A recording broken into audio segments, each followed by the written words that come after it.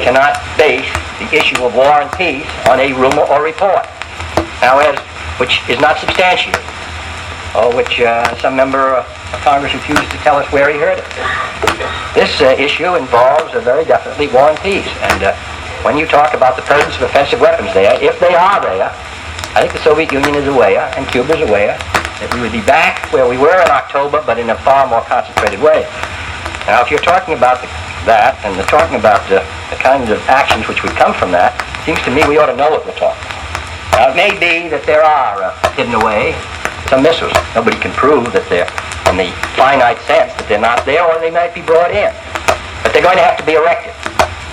And we continue complete surveillance. They have to be moved. They have to be put onto pads. They have to be prepared to fire.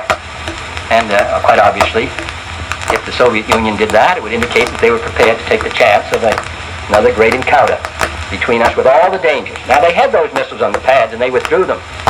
So the United States is not powerless in the area of Cuba. But I do think we should keep our heads and attempt to use the best information we have. We've got, I think as Secretary McNamara demonstrated, we're taking the greatest pains to try to be accurate. But we have to deal with facts as we know them and not merely rumors and speculation. Now, as I say, these things may all come about, and we may find ourselves again with the Soviet Union toe-to-toe. But we ought to know what we have in our hands before we bring the United States and ask our allies to come with us to the brink again.